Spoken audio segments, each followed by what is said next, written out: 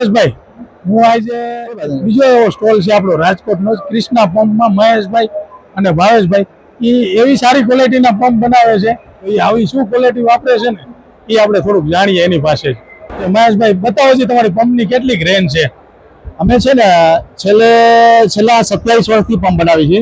27 વર્ષથી પંપ બનાવે છે અને અમારી પાસે V3, V4, V5, V6, V6 export model, export ક્વોલિટીની બનાવે કોલમ 5.